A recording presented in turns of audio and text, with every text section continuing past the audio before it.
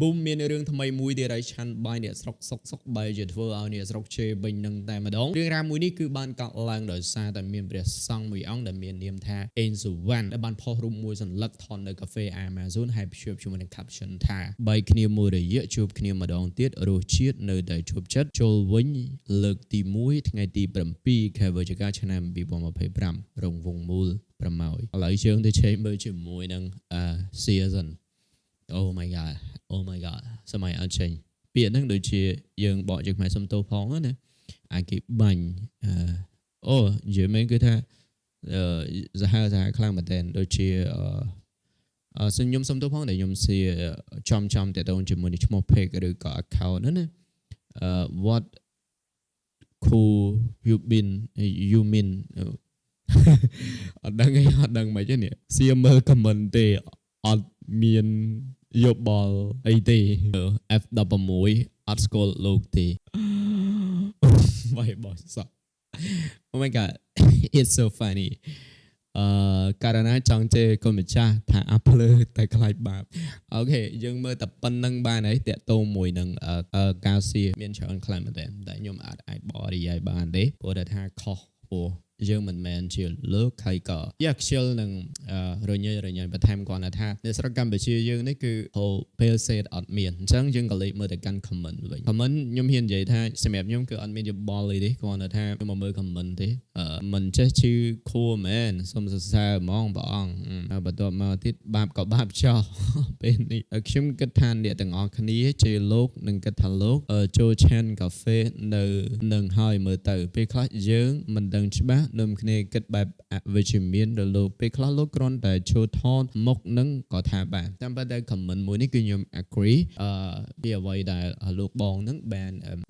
ចូលនៅពីមុខនឹងបន្ទាប់មកមាន comment ច្រើនដូចជានេះលោកចូលម៉េះហើយបន្ទាប់មកទៀតមាន comment ចេញពីលោកសង្ឃនឹងថាចង់ល្បីដោយសារតែគេប្រមាថងាយខ្លួនជាព្រះសង្ឃវាមិនល្អទេបើល្បីដោយសារតែបែបនេះនោះតកតមួយនឹង comment មួយនឹងគឺល្អខ្លាំងតាមពិតទៅបើសិនជាលោករបៀបលក្ខណៈថាចង់ហៅថាស្ថាបនាឬក៏ចង់ឲ្យប្រជាពលរដ្ឋកម្ពុជារបស់យើងពិហិការបន្តទៀតណាគួរតែនិយាយពាក្យថងទៅកុំឲ្យគេយល់ច្រឡំគិតថាទៅជាហុកមួយដែលគាត់ដែលព្រះសង្ឃអង្គហ្នឹងគឺផុសមកដើម្បីយក attention យើងនិយាយពាក្យអក្រក់ស្រាប់អញ្ចឹងទៅចុះណាបន្ទាប់មកមានខាងបងអូនផងម្នាក់ដែលគាត់បានឆ្លើយតបគួរតែនិមន្តលោកទៅគង់នៅក្នុងវត្តថៃលោកបងហើយច្រើនខ្លាំងនេះ comment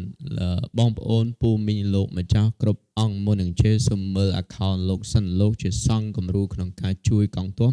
និងជនភៀសសឹកកន្លងមកជាច្រើនហូហែគិតពីការហត់នឿយព្រះកាយទេដើម្បីខ្មែររូបភាពនេះគ្រាន់តែលោកចុះដោយដោះសัตว์មានន័យថាបន្តបងលាមកខ្ញុំនិយាយឲ្យចំអញ្ចឹងណាដោះសัตว์ដោយសារខ្ញុំធ្លាប់ជាក្មេងវត្តដែរហើយថតលេង caption ហាក់ដូចលោកចូលឆាន់តែតាមពិតលោកមិនបានចូលឆាន់ទេដូច្នេះយើងកុំឃើញគេជេរក៏ជេរតាមគ្នាមិនដឹងសាច់រឿងនាំបាបឥតអំពើលោកឯណាទៅគ្រប់ត្រូលសៀមនោះរាល់ខែថ្ងៃខំរោគជំនួយជួយកងទ័ពប៉ុណ្ណោះមិនជឿសូមអូសទៅក្រោមមើលសកម្មភាពលោកទៅដឹងហើយសូមអរគុណ caption ហ្នឹងគឺល្អប៉ុន្តែដូចខ្ញុំនិយាយអញ្ចឹងថាពេលខ្លះលោកនៅតែផុសរូបភាពបញ្ចូលជាមួយនឹង caption ជាហោហើយថាល្ងងថាអីបែបហ្នឹងជាទៅបើសិនជាព្រះសង្ឃអង្គហ្នឹងមិនមែនជាយើងមិនជាខ្ញុំក៏ដូចជាមិនមែនជាបងប្អូនទាំងអស់គ្នាពិបាកក្នុងការយល់ខ្លាំងតែពួក caption ហ្នឹងគឺវាចាក់ដោតណាសឹកទៅអាប៉ូយលោកចង់ល្បីធ្វើឲ្យល្បីទៅអញ្ចឹងទុកខាងភ្នំគូលែនជាលោកទៅលយសឹកទៅអាប៉ូយលុបបានលុបទៅលោកបងគិតឲ្យបានវែងឆ្ងាយបញ្ញាអន់ជាងក្មេងមតីទៀតអូខេយើង stop ប៉ុណ្្នឹងសិនអំពីការ like share និង comment ខ្ញុំគិតថារឿងនេះគឺខុសទាំងពីរអ្នកជេរក៏ខុសហើយអ្នកផុសក៏ខុសដំបូងគឺខ្ញុំគិតផលវិជ្ជមានសិនដោយសារតែព្រះសង្ឃដែលមាននាមថាអេងសវណ្ណហ្នឹងគឺលោកបានផុសរូបភាពមួយនៅកាហ្វេ Amazon ហើយភ្ជាប់ជាមួយនឹង caption ហ្នឹងគឺគោលបំណងគឺលោកចង់ដាស់សតិមកកាន់ប្រជាពលរដ្ឋខ្មែរទេពាក់ព័ន្ធជាមួយនឹងការដែលគ្រប់គ្រងផលិតផលសៀមព្រះអង្គចង់ឲ្យយើងហ្នឹងគឺបន្តពាក្យ ភិការនិងស្រឡាញ់ជាតិសាសន៍របស់ខ្លួនឯងមានន័យថាអត់ចង់ឲ្យយើងភ្លេចខ្លួនទេហ្នឹងគឺជាផលវិជ្ជមានដែលព្រះសង្ឃអង្គនេះធ្វើដើម្បីកុំឲ្យយើងហ្នឹងគឺមានការភ្លេចខ្លួនឬក៏ភាំងស្មារតីអីចឹងទៅប៉ុន្តែនៅក្នុងនោះយើងក៏លេចមកផលអវិជ្ជមានវិញគឺលោកបានជួបរូបភាពនៅកាហ្វេ Amazon ហើយបានឆាន់ជាលើកទី1នៅថ្ងៃទី7ហើយវិច្ឆិកាឆ្នាំ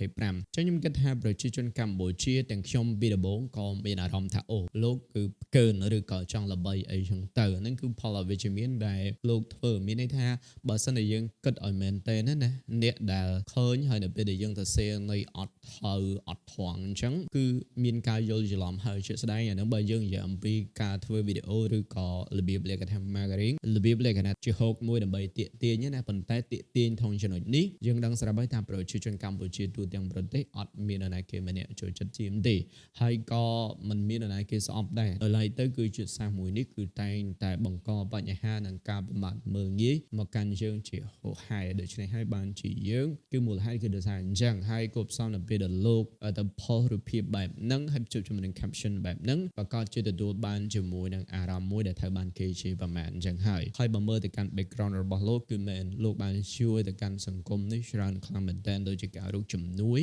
ហើយនឹងការជួយទៅដល់ប្រជាជនភៀសសឹកនិងវីរៈកងទ័ពជួរមុខរបស់យើងហើយបានបង្ហាញនៅសកម្មភាពជាច្រើនខ្លាំងមែនទែន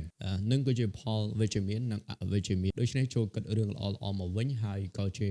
មេរៀនមួយដែលសម្រាប់មិនថាតែព្រះសង្ឃឬក៏ខ្ញុំនិងបងប្អូនទាំងអស់គ្នាទេយ៉ាង